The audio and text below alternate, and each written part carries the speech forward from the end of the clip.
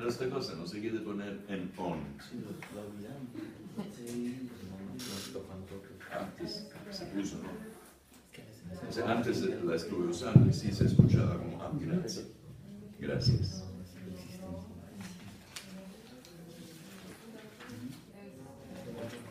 Yo propongo que hagamos esto.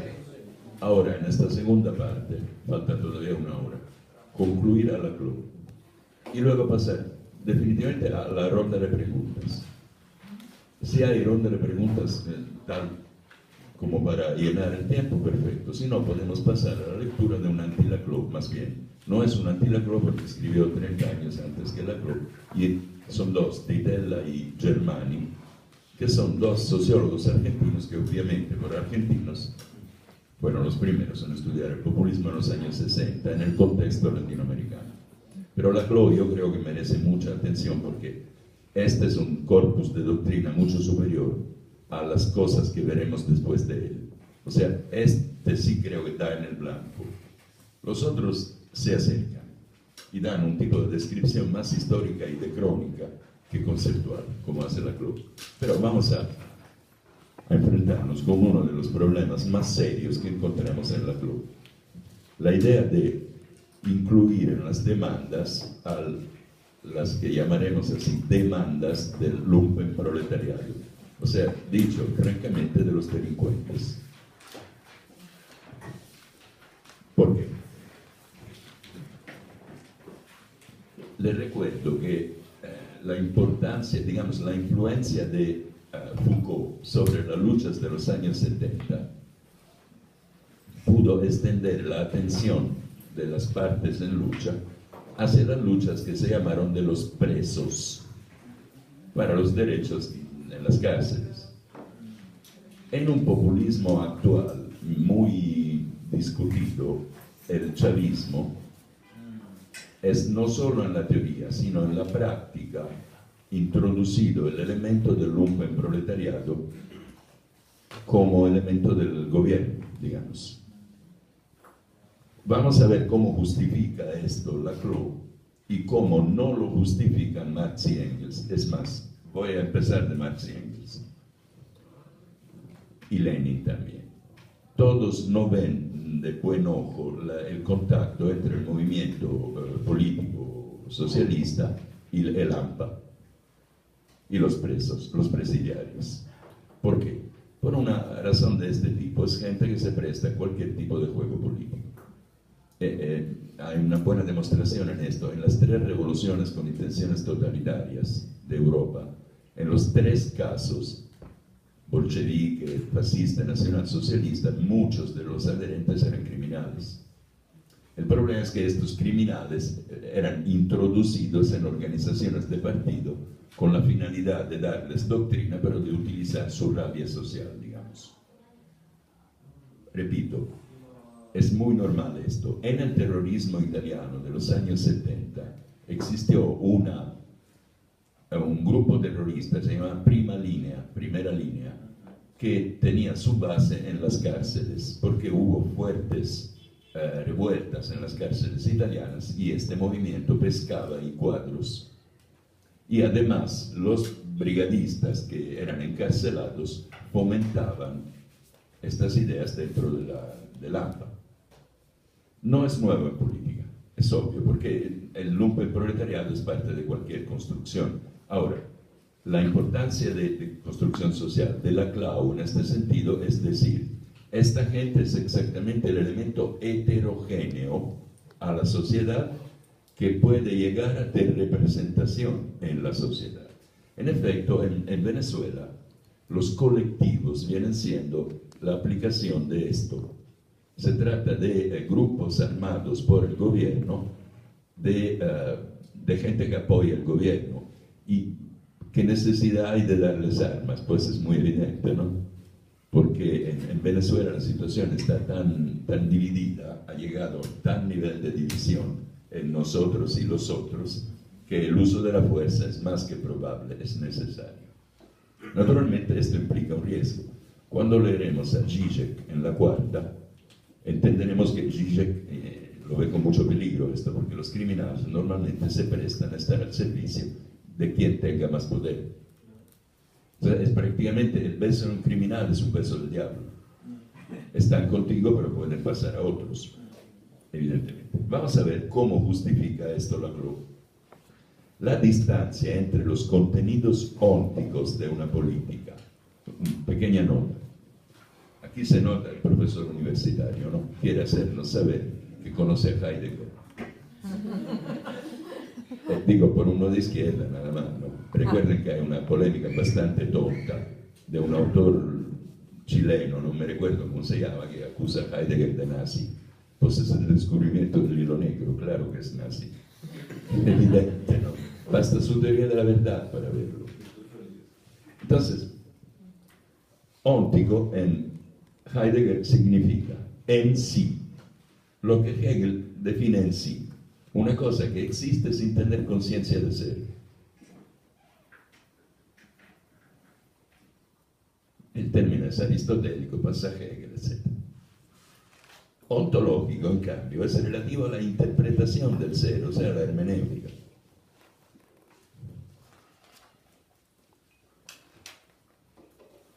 Pero el Señor no nos sorprende. Ya entendemos qué quiere decir utilizando óntico. La distancia entre los contenidos en sí de una política y su capacidad para representar una plenitud radical está siempre presente, pero se vuelve particularmente visible en periodos de crisis. Claro, yo digo que el populismo perfecto, es más, nace en momentos de crisis, este es el punto, ¿no? Las conversiones radicales y los cambios repentinos en el ánimo público son entonces usuales. ¿Cómo podemos ver las categorías de significantes vacíos y fluctuantes? El significado lo encontramos al final. Viene la nota que puse explícitamente para no estar hablando de niebla. ¿Eh? Ahora lo veremos. En Lévi-Strauss, en el comentario a la obra de Marcel Mauss. Entonces, vamos a leer esto que está diciendo. El proletariado tenía que ser claramente diferenciado del lumpen proletariado. Marx y Engels no ahorran invectivas para referirse a este último. En términos prácticos, no hay motivos para que las luchas que tienen lugar dentro de las relaciones de producción deban ser los puntos privilegiados de una lucha global anticapitalista. Vamos a resumir esto. Si es una lucha dentro de las relaciones de producción, es una lucha entre gente que produce, o sea, está en el nivel estructural. Por ende, uno será el proletariado y el otro será la burguesía. Los lumpen normalmente no trabajan, o más bien, no entienden por trabajo lo que entendemos nosotros. Queda bastante claro, ¿verdad? Y son un elemento heterogéneo. ¿Saben que magníficamente nota esto? No lo quise meter para no complicar las cosas. Hay un ensayo de Georges Bataille, uno que estudié, sobre la heterogeneidad. Y en esta heterogeneidad Bataille no solo pone a los criminales, ¿saben a quién pone? Y con esto me encanta, a los fascistas. Es uno de los pocos que intuyó el carácter nihilista, pero en el sentido bueno, digamos, del fascismo, como negación del mundo burgués y como afirmación del mundo de la dépense, del gasto excesivo. Él estudió con Marcel Mauss, entonces estudió el fenómeno del potluck. A mí me gusta que se vea así el fascismo, porque efectivamente fue, pero yo creo que también sigue siendo esto, una marginalidad política, que no se enfrenta al sistema político con las mismas intenciones de continuidad y orden. Si quieren, el título se llama, Georges Bataille, no me quiero equivocar, pero es sobre el fascismo. En la siguiente les voy a dar el dato preciso. Entonces, en términos prácticos, no hay motivo para que las luchas que tienen lugar dentro de las relaciones de producción deban ser los puntos privilegiados de una lucha global anticapitalista. Un capitalismo globalizado crea una miríada de puntos de ruptura y antagonismos. crisis ecológicas, desequilibrios entre diferentes sectores de la economía, desempleo masivo, etc. Y es solo una sobredeterminación de esta pluralidad antagónica la que puede crear sujetos anticapitalistas globales capaces de llevar adelante una lucha digna de tal nombre. Subrayo, la palabra sobredeterminación es un concepto freudiano utilizado por Althusser. Exactamente lo que dijo antes. Los significados siempre son sobredeterminados en los sueños. No hay una sola causa. Esto naturalmente implica todas las dificultades de lectura del inconsciente. Y como demuestra la experiencia histórica, es imposible determinar a priori quiénes van a ser los actores hegemónicos de esta lucha. Claro, porque ya no hay capital, no hay proletariado en el sentido estricto. Tenemos que inventar también los nuevos sectores de lucha. No resulta en absoluto evidente que vayan a ser los trabajadores. Pueden ser los vagos, prácticamente. Esto puede ayudarme. Todo lo que sabemos es que van a ser los que están fuera del sistema, los marginales, lo que hemos denominado lo heterogéneo. Y aquí cae batalla, que son decisivos en el establecimiento de una frontera antagónica. Esto significa que la expansión de la categoría del lumpenproletariado, que como ya hemos visto estaba ya produciendo efectos en los últimos trabajos de Marx, muestra en este punto todo su potencial. Si la heterogeneidad es constitutiva del lazo social, siempre vamos a tener una dimensión política en la cual la sociedad y el pueblo son constantemente reinventados. Se pueden imaginar que aquí él se refiere a una estrategia, claro, y en general a una táctica puntual.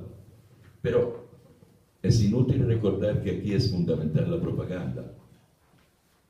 Vamos a analizar el término. Usamos propaganda así como usamos populismo en sentido despectivo. En realidad, propaganda viene del latín. Las cosas que hay que propagar. ¿Verdad? Por esto al singular, propaganda fide. El instituto que se ocupa de la propaganda de la fe católica. Propaganda no es malo, así como no es malo publicidad. Naturalmente, con el tiempo las palabras adquieren un sabor. Y propaganda, a este punto, es malo. Pura propaganda. En realidad la propaganda es esencial. Si tengo una idea, la tengo que compartir. En primer lugar, si la tengo, es que la tuve por propaganda. Porque no es que las ideas me nazcan a mí. Es social, vivimos juntos, etc.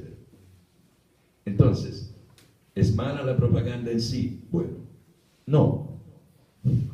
¿Es mala la publicidad? Tampoco. Una cosa implica la otra. Repito, Münzenberg, Goebbels hubieran sido excelentes agentes de publicidad en Estados Unidos, probablemente hubieran tenido una enorme agencia de publicidad. En cambio, trabajaron para regímenes totalitarios. Pero muy bien. ¿Saben qué decía Goebbels? Esta es la diferencia, ¿no? Los comunistas son más discretos, los nazis son más cínicos. Decía, repite una mentira mil veces y se convierte en verdad. Pueden entender el porqué de la importancia del control de la educación en todo régimen. Miren, así es simple. Todo populismo, cuando llega al poder, hace tres cosas inmediatamente. Controlar la policía y el ejército.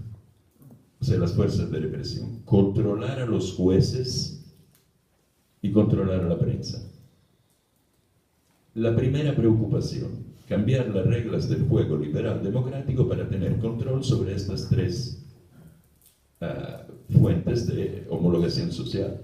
No estoy diciendo que hacen mal, estoy diciendo que lo hacen todos, también los liberales. ¿Por qué? Porque no somos seres racionales y no somos informados. Entonces, ¿cómo nos informamos si no sobre la base de nuestros juicios y prejuicios? Miren, una de las grandes falacias, ¿no? Sartori ya lo vio muy claro. La idea de democracia participativa.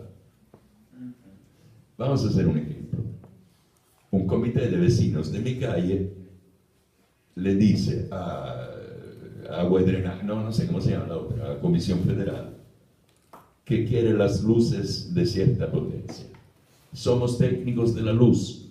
No. Estamos en manos de expertos. Esto se puede percibir como una frustración, pero es inevitable porque si tenemos que vivir en una democracia participativa, en teoría deberíamos saber todo de todo.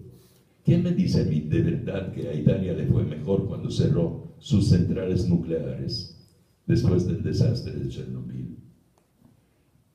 Todos inmediatamente estuvimos en contra de las centrales nucleares, pero éramos expertos. No, de ninguna manera. Una democracia participativa en realidad debería fundamentarse sobre ciudadanos que saben todo de todo y tienen el tiempo para meterse. Evidente que no es posible. Entonces se convierte en un ideal kantiano al infinito, un ideal regulativo, pero no en un hecho. Sin embargo, en la política los ideales regulativos son fundamentales. Piensa en el totalitarismo.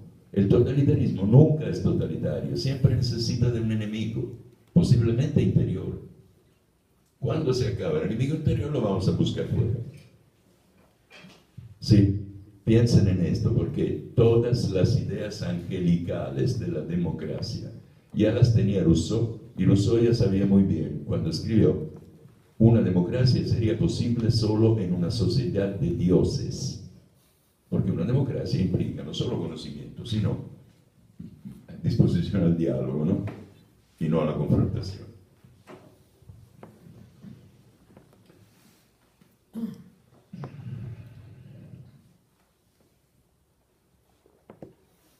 Sin embargo, esto no significa, si la heterogeneidad es constitutiva del lazo social, siempre vamos a tener una dimensión política en la cual la sociedad y el pueblo son constantemente reinventados. ¿Significa esto que lo político se ha convertido en sinónimo de populismo? No existe ninguna intervención política que no sea hasta cierto punto populista. Sin embargo, esto no significa que todos los proyectos políticos sean igualmente populistas. Eso depende de la extensión de la cadena equivalencial que unifica las demandas sociales. En tipos de discursos más institucionalizados, la lógica de la diferencia, o sea, las demandas democráticas, no populares, esa cadena se reduce al mínimo, mientras que su extensión será máxima en los discursos de ruptura que tienden a dividir lo social en dos campos. Pero cierta clase de equivalencia o producción de pueblo es necesaria para que un discurso pueda ser considerado político. Atención ahora, no estamos tratando con dos tipos diferentes de política. Solo el segundo es político, el otro implica simplemente la muerte de la política y su reabsorción por las formas sedimentadas de lo social, es decir, del gradualismo, del reformismo gradualista, del cual habla Karl Popper. Vamos a comentar esto. Tiene razón, todo lo político es populista, en alguna medida, si vamos a pensar en las elecciones en Estados Unidos. Se habrán fijado que la gran pregunta de los encuestadores, que fallaron casi todos, era cómo va a agregar Trump o Hillary Clinton ciertas secciones del voto norteamericano. Porque los agricultores están interesados en esto, los ex obreros en esto, etcétera, etcétera. Probablemente Trump ganó también porque supo agregar lo que a Hillary le parecía ya agregado. O sea, Trump fue más hábil en construir esta frontera de pueblo contra los otros. Fácil, ¿no? Porque el aspecto de la política del presidente Obama, de Hillary Clinton, de Clinton anteriormente, había sido inspirado en una especie de universalismo estilo Naciones Unidas. Muy fácil decir, estos burócratas de New York nos están quitando el pan a nosotros, los agricultores de Illinois, por ejemplo. En Italia está pasando lo mismo. A días haremos caer el gobierno, que tuvo la mala idea de proponer un referéndum abrogativo de un artículo de la Constitución. Ahí el gobierno de izquierda se va para abajo. Es muy evidente. ¿Por qué? Por la habilidad, creo yo, que tuvieron en sumar el descontento social y la imagen ya manchada del primer ministro italiano, que fue a recibir la bendición de Obama en la Casa Blanca en vista del referéndum. Esto irritó muchísimo y con toda probabilidad va a ganar el no. Bien, se trata de esto, de capacidad agregativa y de reinventar constructivamente esto. Pero es cierto que ahora vamos a responder a esta pregunta. ¿Toda política es populista? Él dice en cierta medida, sí, y es cierto. ¿Por qué? ¿De qué se acusa el populismo? Ya lo vimos, de retórica vacía. Todo discurso político está hecho de retórica vacía, porque no hay un discurso científico, ni ético, ni lógico. De ahí la debilidad de Habermas y Rawls. La incapacidad de considerar al sujeto como un sujeto emotivo no totalmente racional y sobre todo que no conoce sus intereses. Esto es una cosa que ha visto muy bien Marx. Nosotros estamos sumergidos en una falsa conciencia. Basta con que nos lo diga el líder adecuado y nos proporcione la verdadera conciencia, que ya está hecha el pastel. No estamos tratando dos tipos diferentes de política, solo el segundo es político, el otro implica simplemente la muerte de la política, es decir, una política puramente reformista que definimos la vez pasada, administración y no política. Y ahí llega el final del libro de Laclau. Aquí finaliza nuestra exploración, digo, son 300 páginas, ánimo. La emergencia del pueblo depende de las tres variables que hemos aislado. La emergencia del pueblo. Claro, por el momento existe el populus y la plebs. A este punto la plebs debe hacerse populus, o sea, debe constituirse. Relaciones equivalenciales representadas hegemónicamente a través de los significantes vacíos.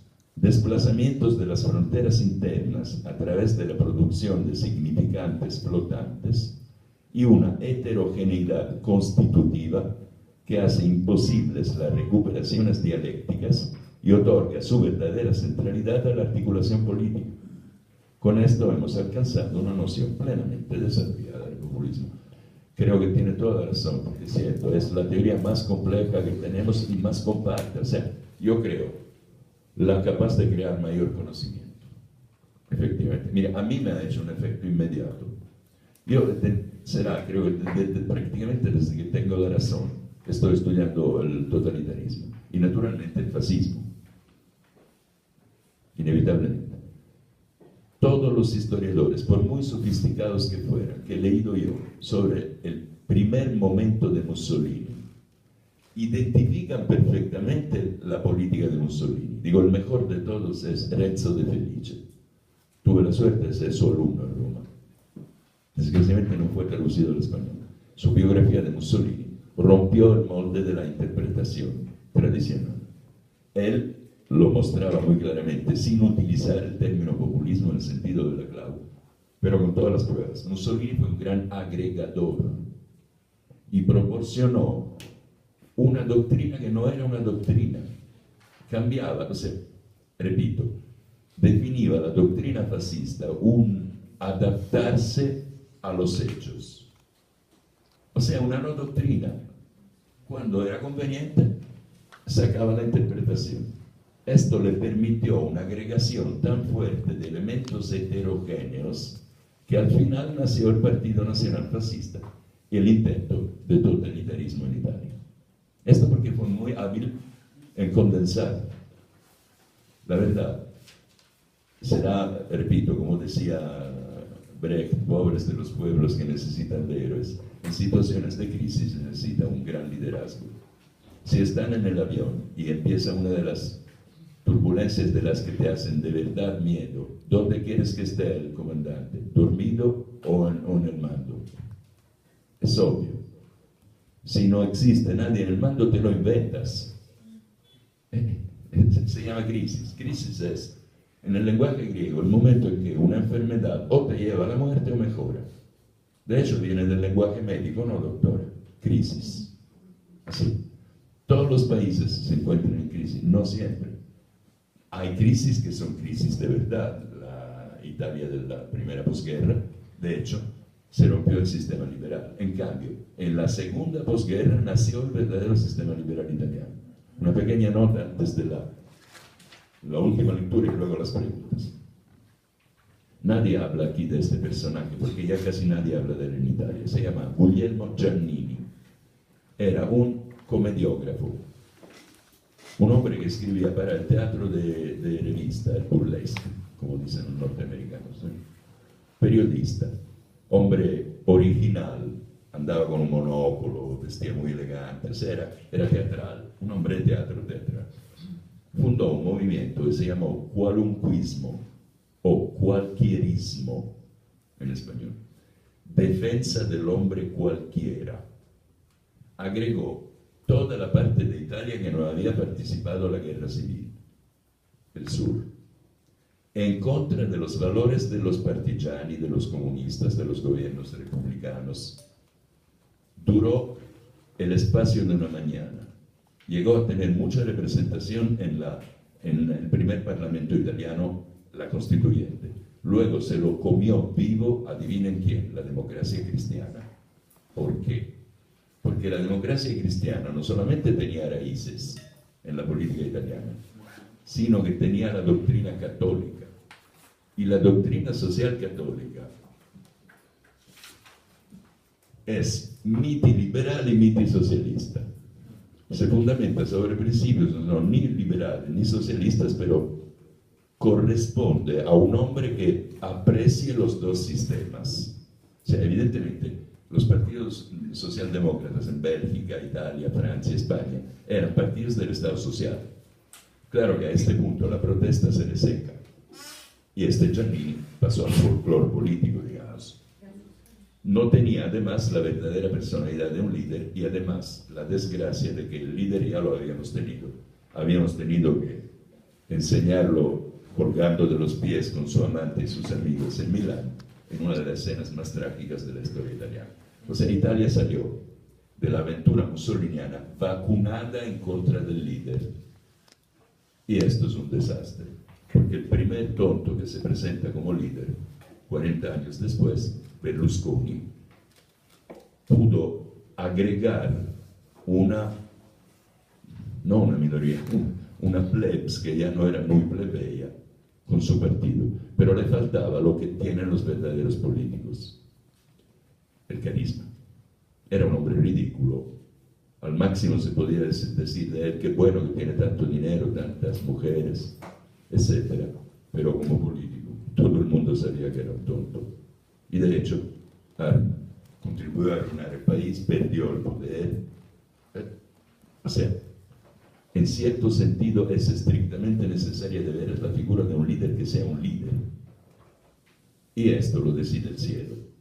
Para esto vamos a ver, es el poder carismático, claramente, el hombre dotado de carisma. Dada la dificultad de las lecturas de este señor, he pensado en poner un par de definiciones. Primero de significante vacío, luego de discurso.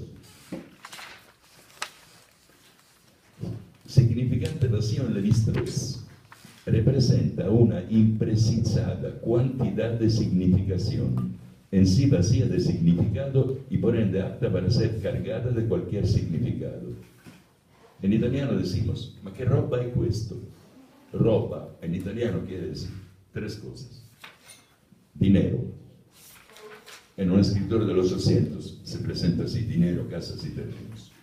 Ropa y stuff, lo que los gringos en inglés se llama stuff, cosa, sustancia, materia.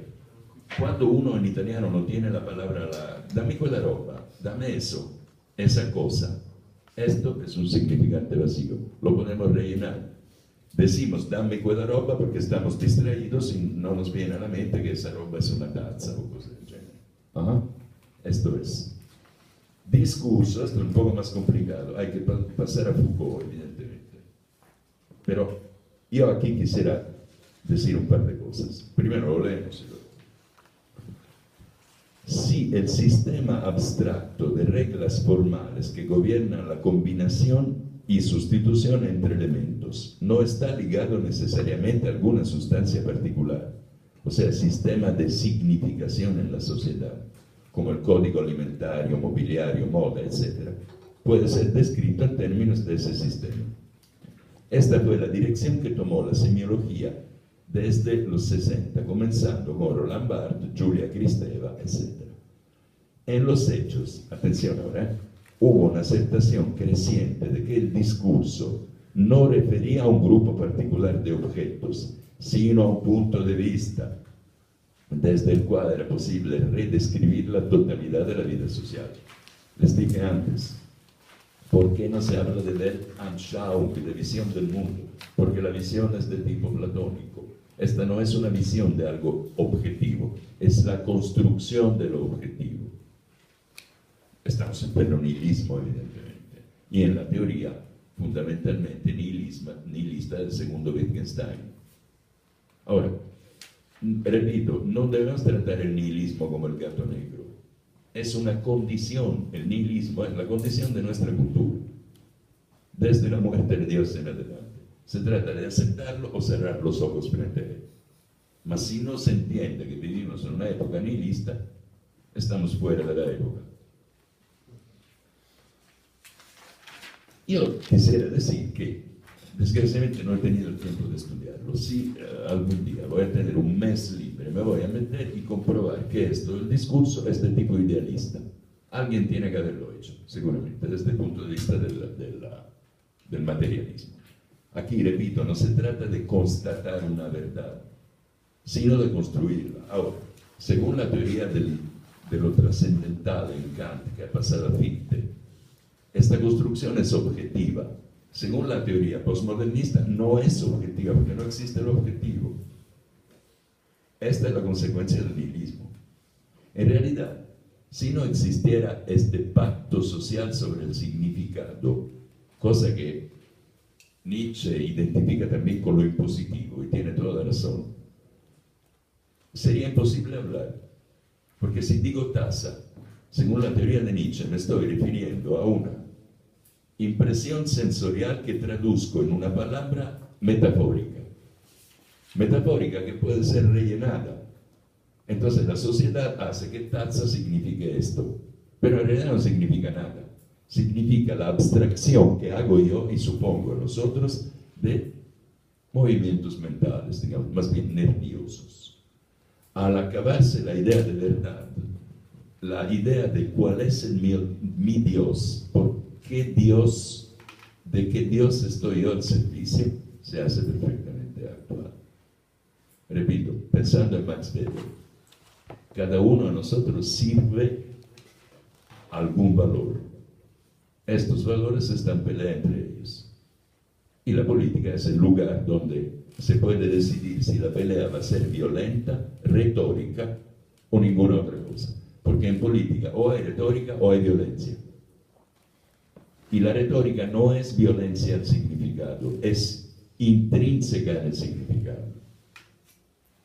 Si digo taza, estoy diciendo una cosa más o menos objetiva. Si le pongo un nickname a la taza, no sé, le digo amiguita mía o cosas por el estilo, tazzina, cosas por el estilo, deja de ser una taza, ¿sí? Es otra cosa dependiendo de cómo la llamo. En una taza se toma, la tazzina la quieres, ¿no? La guardas, me la regaló mi novia, ¿me explico? Esto es el punto, no existe un grado cero.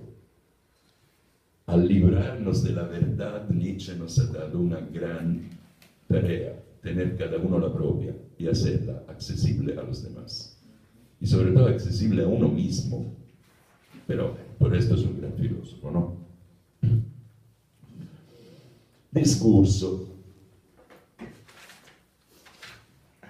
No, esto ya lo leímos.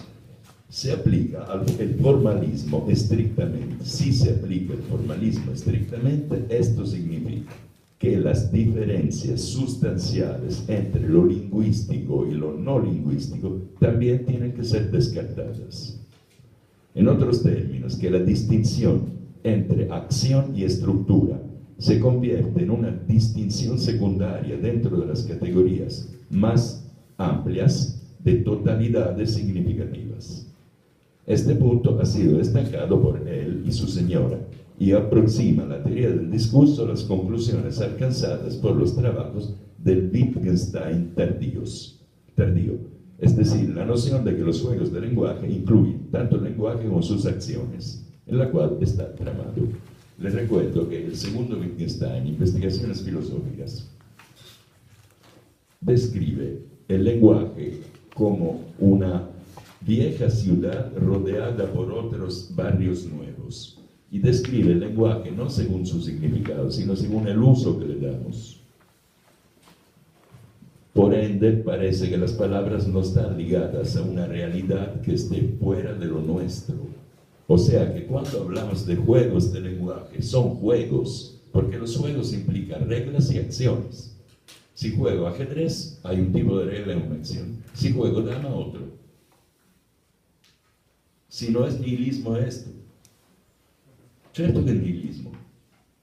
Porque un juego, de alguna manera, depende de alguna arbitrariedad, aunque sea trascendental. Y sobre todo, cuando digo tazzina o tazza, siempre hago algo performativo. Si a una persona desconocida le digo, dame esa tazzina, moruccio mío, serías así, claramente estoy pasando a un registro lingüístico diferente. O sea, le estoy diciendo que la tazza es otra cosa, ¿entienden? Inevitable, es un fenómeno lingüístico, pero también de percepción subjetiva. El lenguaje sirve para que los subjetivos se objetivizen.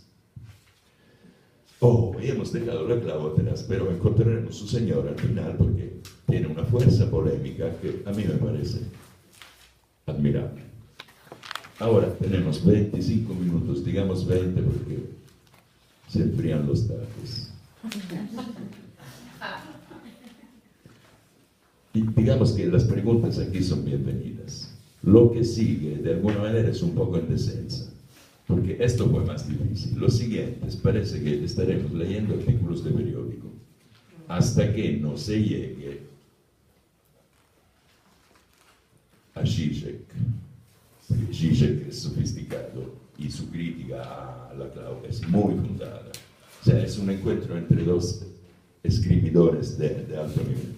Los que siguen son Torquato Di Tella y Gino Germani, pero no solos, también puso un delicioso español, Gustavo Bueno, creo que era marxista, que da una descripción profunda y fácil, digamos, del populismo. Pero esto yo creo que lo leeremos en la siguiente, que es la tercera. Ahora me espero preguntas y espero que sean hot, para dar una respuesta hot. Me gusta pelear, ¿qué vamos a hacer? Bueno, no, tomé la molestia de hacer unos extractos para pensar más el tema, ¿no? ¿Le pueden pasar esto? Gracias. Hagan el pasaje de latín. Bueno, buenos días. Les decía que me tomé la molestia de retomar unos extractos de distintos escritos para poder extender la perspectiva del tema del populismo. Entonces me gustaría empezar un poco también abordando esto del lenguaje desde los manuscritos de París de 1844 de Karl Marx. Dice, la opinión está demasiado fragmentada a causa del aislamiento humano. Es demasiado estúpida, demasiado depravada, porque cada uno es extraño para sí mismo y todos son extraños entre sí. El único lenguaje inteligible que podemos hablar entre nosotros son nuestros objetos en su recíproca relación. Seríamos incapaces de comprender un lenguaje humano. El mismo carecería de efecto. Sería comprendido como una petición, una súplica.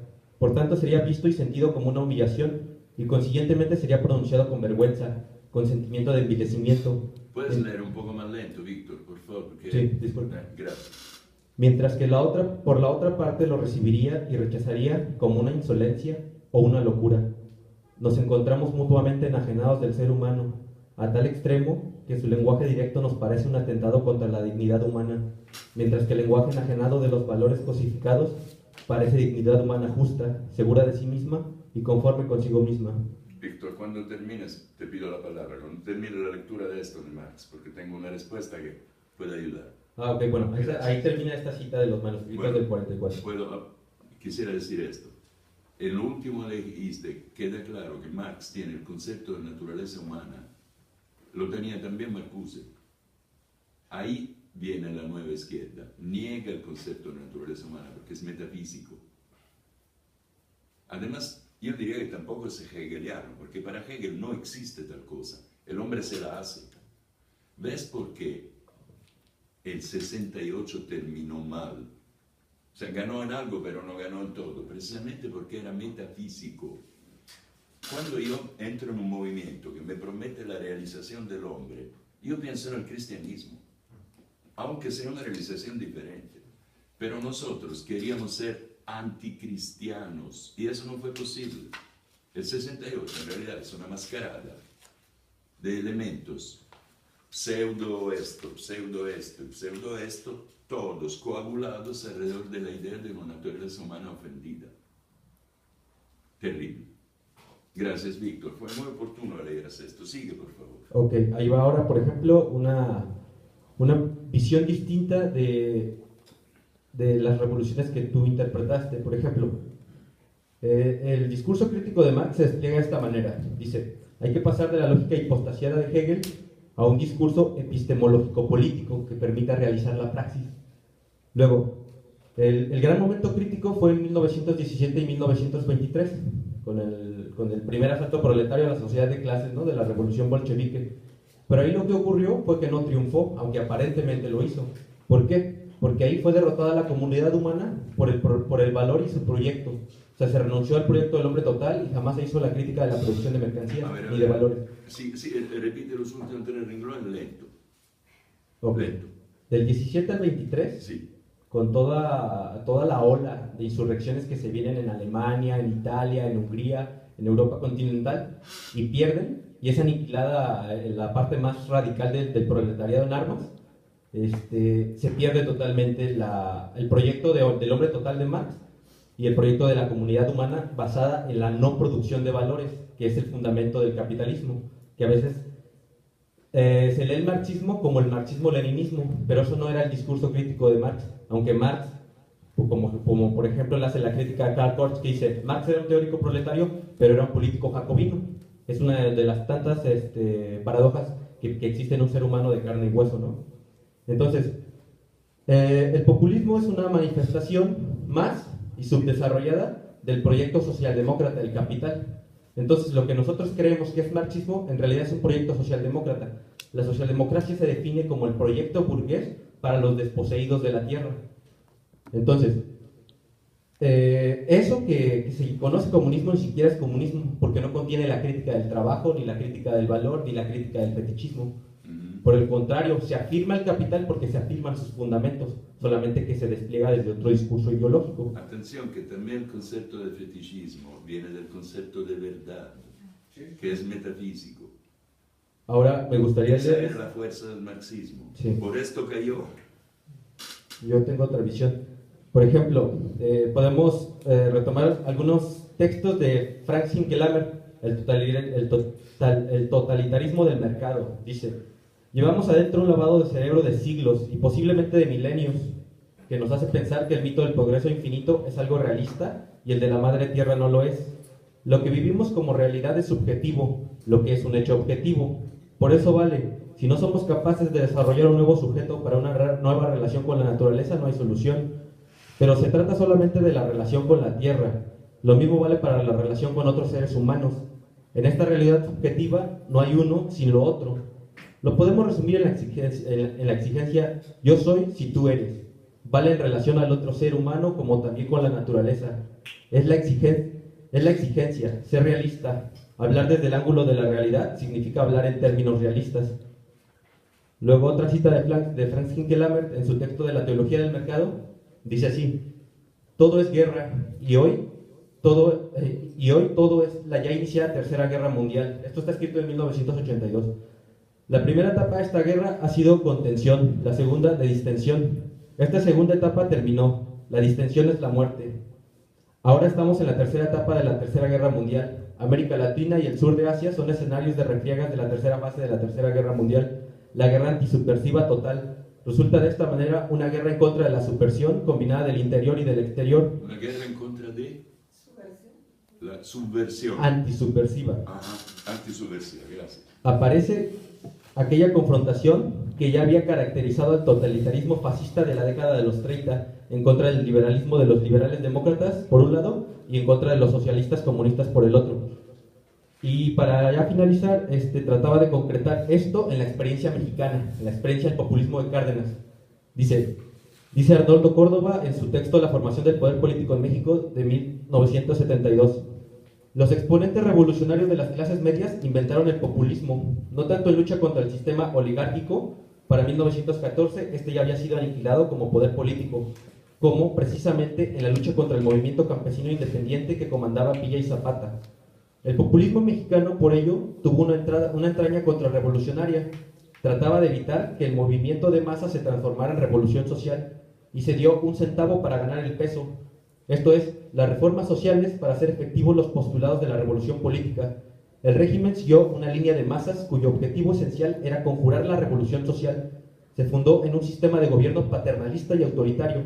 Desde la época de Cárdenas se coincide comunión y compromiso entre Estado y las organizaciones mediante las cuales ciertos puestos públicos, curules, subsidios, prestaciones para obreros, créditos para campesinos se otorgaban a cambio de adhesión al Estado o fidelidad para el régimen. Y pues ahí finalizaría los extractos. Sabes que, en propósito, seguramente lo sabrás o tal vez lo puedas profundizar. El PRI se inspiró en el corporativismo italiano. Y de hecho, el hecho de que un régimen de izquierda se moldee sobre un régimen de tipo corporativista, es decir, medio católico en la forma pero fascista en la sustancia, creo le da razón a la teoría de la clave del populismo. Mira, y sabes qué otra cosa, lo que estás diciendo pertenece a una visión tradicional del marxismo, fundamentada en la visión de la verdad, que se engaña con la falsa conciencia. Pero no podemos hacer esto. O sea, si yo fuera de izquierda, estaría de acuerdo con la Clau, porque ser de izquierda ahora quiere decir haber pasado la idea de que existe una verdad y una realidad. Y asumir la interpretación como algo performativo. O sea, en términos extremos, ni siquiera existe Marx. Marx es la suma de sus interpretaciones. Creo que te ayudaría a pensar las cosas así, Víctor. Porque si tú crees en el capitalismo como el gran organizador, etc. O sea, yo veo que tú tienes muy claro el enemigo. Está muy claro. Me parece perfecto. Pero no entiendo quién podría ser el amigo. Serían todos los excluidos, etc. Sí, pero otra vez es un proyecto de tipo populista. Y en cuanto a lo que decías de Cárdenas, es muy cierto. Muy cierto. Dussel lo dice claramente, el primer tipo de populismo era un nacionalismo desarrollista. Y luego llegan los malvados, otra vez norteamericanos, y quieren fregar la industria de nuestros países. Tengo miedo de que el tipo de interpretación de este tipo sea... Gracias. Me hace... No. Creo que Lulú lo sabe prender muy bien. Hace poco Lulú lo agarró y se prendió. Hacerlo a Lulú es más práctico. Gracias. Mira, yo no te quiero dar lecciones. Me encantaría que tú te escribieras a filosofía porque tienes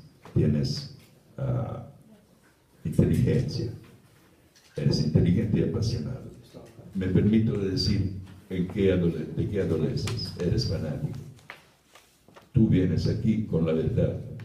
Y entiendo que me quisiste ayudar en la exposición. De hecho, me ayuda mucho. Te soy agradecido. Ayuda a todos. Pero creo que te falta la duda. Yo le apuesto que tú solo has leído autores marxistas, que no conoces el pensamiento de Kant, el pensamiento liberal o católico, etc. Si vienes a la facultad y te inscribes, ahí lo aprendes. y te ayudaría, y tú ayudarías a los demás, porque repito, tienes mucho. Pero me parece que juegas un juego solitario contra fantasmas. Te lo digo no, sí lo entiendo, pero de corazón. Por ejemplo, lo mío, independientemente de lo que yo creo sienta, es una polémica de visiones. O sea, a mí no me interesa que ustedes adopten mi posición o que siquiera la comprendan, sino que No, comprenderte debe interesar si lo que estamos haciendo. Y desplegamos, ¿no? O sea, tú despliegas un discurso y yo digo, ese discurso está bien, es un conocimiento bien elaborado, bien constituido, pero está permeado por una visión de aceptar lo real porque es real. Y yo no comparto, no puedo compartir ese proyecto de antropología occidental que ya está totalmente muerto y por eso es nihilista y por eso racionaliza su miseria. Esa es mi polémica con esa antropología. Yo no creo que racionalizo nada, francamente, porque, ¿sabes? En cuanto a aceptar la realidad, yo creo que es lo primero que tiene que hacer uno, porque la realidad no es la realidad, es lo real, en el sentido de Lacan, es las cosas en contra de las cuales uno se topa. Si no haces este ejercicio, ¿sabes? No hay ningún consuelo en el nihilismo. Pero en aceptar el nihilismo consiste la fuerza. Piensa en esta relación. ¿Tú has leído Joseph Conrad? No. ¿Has leído Nietzsche? Sí. Habrás entendido la polémica, entre comillas, de Nietzsche con los valores. Conrad es el anti-Nietzsche. Si no construimos valores, aunque sean falsos, el barco no llega. Y aquí estamos en la mar. Es esto. Yo creo que uno se libera a partir del momento en que se da cuenta de que los valores se los debe dar y que no hay justificación, o sea que yo no soy mejor que tú o tú mejor que yo. Somos actores en un juego en el cual uno puede perder.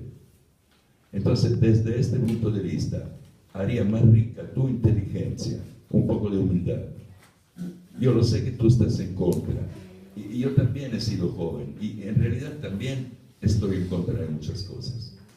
Pero fueron las palizas que me enseñaron a pensar. Y tú, creo que a ti no te las da nadie.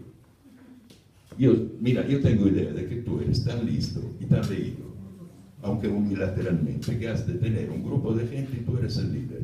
Se nota inmediatamente. No. ¿Seguro? No, porque entramos en un proceso de crisis. O sea, yo suscribía la ideología anarquista y me di cuenta que pensar de manera ideológica era mutilar el pensamiento. Entonces yo acepto la praxis teórica, que es totalmente práctica. Pensar es práctico, necesariamente práctico. Pero todavía no tengo aterrizados muchos conceptos, pero sé dónde estoy situado históricamente. Sé que esta ausencia de lenguaje común, esta ausencia de lógica, esta aniquilación de la historia, no permite situar un conocimiento como experiencia colectiva, no aún, pero sin embargo, desde el 2008 para acá, han habido procesos bastante interesantes de insurrecciones, revueltas, y ahí se va condensando nuevamente la teoría crítica. Ya no solo como enunciaciones, sino Lea Chantal Mouffe, El retorno de lo político, está en la cuarta, pero cómpratelo, léelo, no, está online. Y ahí, mira, creo que poder responder a tus inquietudes. El punto que a mí me preocupa es que debes agarrar una parte tuya, obligarla a escuchar la otra parte. O sea, ponte a estudiar filosofía. Tendrías mucho éxito en tu vida, no profesional y estas cosas, para ti. Porque si hay una facultad en la cual uno se puede formar, es la nuestra. No te lo digo para vender boletos, piénsalo, serías bienvenido. Yo desde que te conozco veo que eres una persona inteligente y inquieta, y a mí así me gusta la gente. Aunque haya cierta animadversión en ti a veces, probablemente porque yo represento la figura paterna, tal vez porque se notan ciertas tendencias derechistas mías, inevitablemente. No, es por puro placer polémico. Me encanta, me encanta. Yo también he hecho un poco de artes marciales. Serías bienvenido, como siempre, aquí a filosofía. No veo la hora que te inscribas. Piensa. Nos conoces a todos. Y, ¿sabes? Seguido hablamos de ti. Cada vez que hay una reunión, sabemos que vas a llegar, yo estoy contento, él está contento, y queremos tender la trampa para que tú vengas y digas, ok, me quiero escribir la filosofía. Yo tenía una idea interesante y no la quería plantear hasta el final, pero como ya me animaste, yo creo que sería así como bien conveniente, apasionado e interesante hacer una justa teórica entre tú y yo sobre la vigencia del pensamiento de Karl Marx. En el formato que quieras y en el lugar que quieras. Fuera del salón, a las 12, y con la peacemaker. Cuando mira, ¿sabes qué pasa?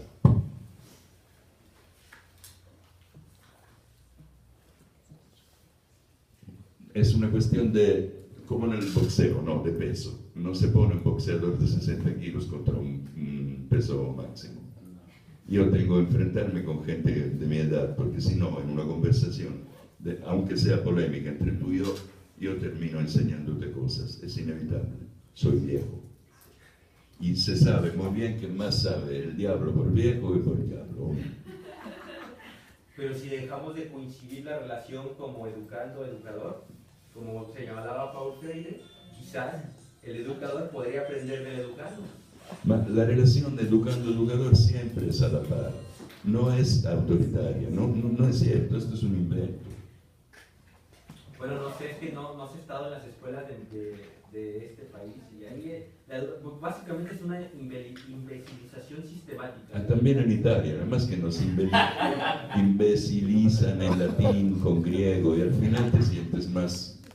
Yo frecuenté una escuela de élite y no sabes cómo me siento bien. Me dio una seguridad, todavía gano el pan con lo que estudié cuando tenía 15 años. Ven con nosotros. Además, mira, sería perfecto, porque estarías en todas mis clases. Y de esta manera me permitiría transformar las clases en conversaciones, porque estoy seguro que no me dejarías hablar. De veras, Víctor, ven. Es más, vamos a procurar de manera que te ponemos a disposición también, no sé, una clac, una porra. Víctor, de veras, ven con nosotros. Es el mejor lugar de Monterrey para no trabajar.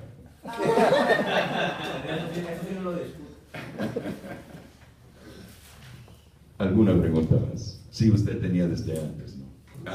Denle el micrófono, disculpen.